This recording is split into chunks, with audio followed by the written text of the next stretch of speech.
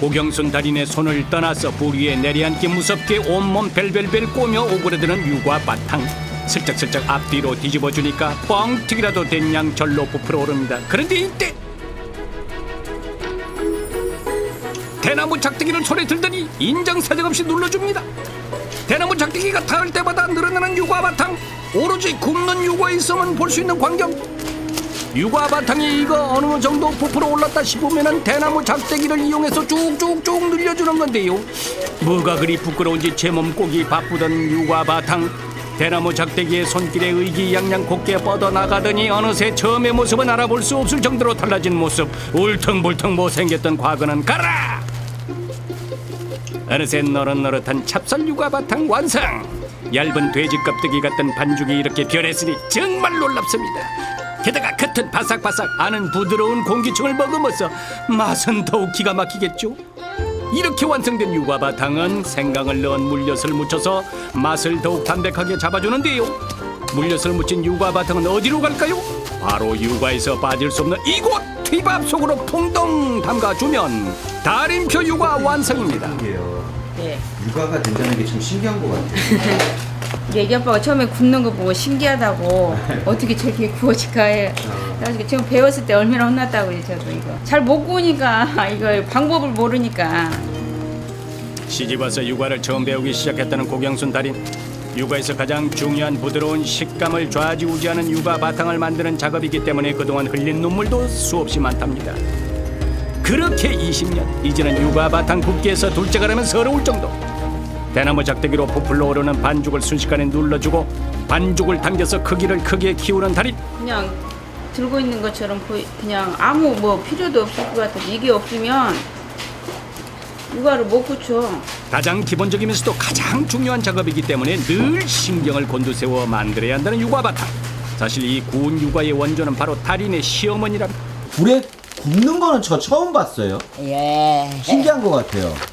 신녀에서부터 구운 것을 보고 배웠어요. 구우니까 더 맛이 있더라고. 또 육아가 두껍게 나오고. 네. 그렇다면 어떤 반죽이든 굽기만 하면 두껍고 맛있게 완성되는 걸까요? 일반 밀가루 반죽으로 육아를 구워보기로 했습니다. 이것도 이 육아 반죽처럼 부풀어 오르고 할까요, 막? 무화만 구워봐서 이게 될런가 안 될런가 모르겠네.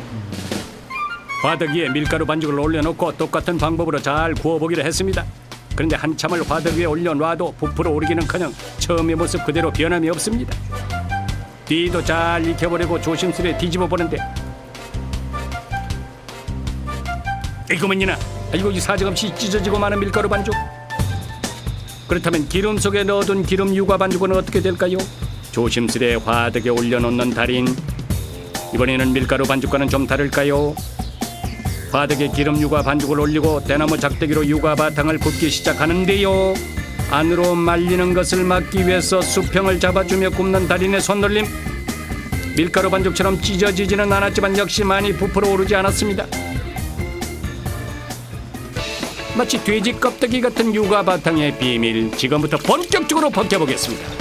유과 바탕을 만들기 위해서는 맵쌀이 전혀 들어가지 않은 찹쌀만 100% 준비해서 물에 불리고 8시간 정도 담가놓으면 그때 이제 같이 섞어서 담가찌면 돼요.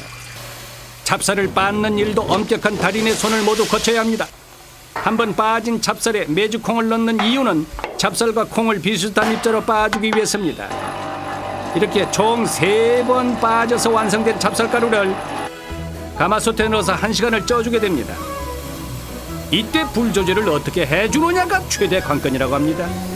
모락모락 김이 피어나고 적당히 뜸을 들이고 나면 떡으로 먹어도 손색 없는 반죽이 완성됩니다. 이제 본격적으로 유과 바탕을 만들어낼 텐데요. 매끈하고 탄력 있는 모습이 오늘 반죽은 이미 반 이상은 성공입니다.